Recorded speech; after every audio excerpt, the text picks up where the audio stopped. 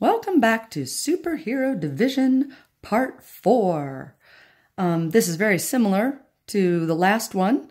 It's just that in the middle digit, the superhero won't be able to stop, and that sometimes confuses kids. So we're going to give an example of this one. All right, superhero arrives at the building where there are 3 villains, looks in the window. Oh, it's an 8. 8 is bigger than the 4, so she can definitely stomp on him. Let's see how many times. 1, 2. Aha, twice. Stomp on top. Oops, you know what I forgot? I need to write my D. Whoops, D, M, S, B. Divide, multiply, subtract, bring down. I divided, multiply back. 2 times 4 is 8. Subtract. 0. Bring down. 2. All right. This villain's dropped here. Superhero starts again on the second level. Chases. All right. She looks. Can she go in? Can she stomp on the 2? No. That 2 is too small. So the impulse for the student is to bring down the 7 at this point. But we just brought down.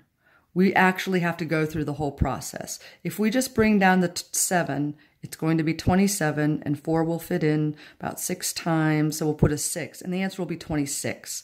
But that is not going to give us the correct answer. We really are going to need a number in the hundreds place. 26, that's only in the tens place. So this is where the kids get tripped up. All right, 4 can't go into 2, but we can't bring that other villain down yet either, okay? And we did here, we sort of went to the second villain, and so that's where the confusion is. Here we go. Can't do 2, so we put a 0 up here. 4 can stomp on the 2 0 times. 4 cannot fit into 2 at all. 2 cannot be divided by 4. So that's 3 different ways of saying it. But then, so we did a bring down, then we start all over with divide, which is the stomping. Multiply. 0 times 4 is 0. Good job. Now we subtract. 2. Now we bring down. All the way down. 7 comes to join forces with her brotherhood villain person. I know, my words are getting all crazy. All right, 4. Superhero. She comes down. This is the team, now 27. 4 can stomp on 27. How many times? Go up to your 4s. How many times without going over 27? 1, 2, 3, 4, 5, 6, 7. Oh, that's too big. That's 28, but let me go back 1. Aha, that's 6. I've been hopping each time. I've been counting 1, 2, 3, 4, but for some students that can be confusing. Some students need to just glide their pen over because they have to focus on the number 27 in their head, and they can't do that while they're counting. So they get to this one, and then they look up and see the 6. So that's another thing that might work for your student, your child.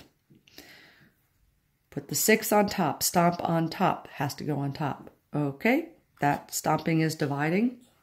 Hey, text Ms. Kiger or Ms. Scott or Ms. Riley if you come up with a great word that starts with D that could be related to stomping. So, you know, hey.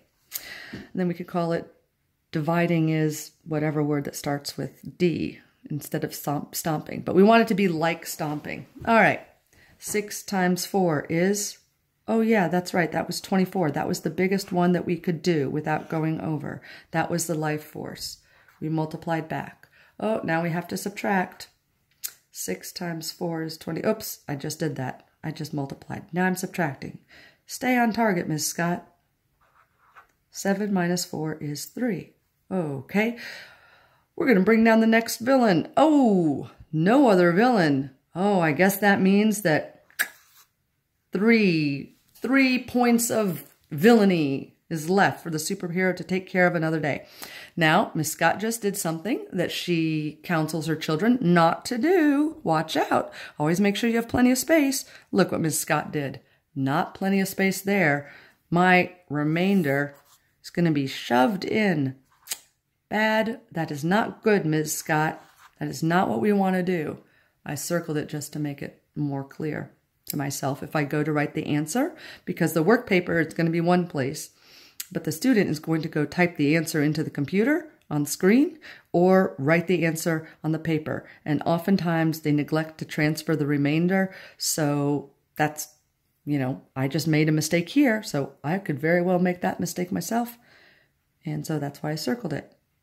All right, to sum up, we had 827 pink flamingos, and we divided them into 4 school buses.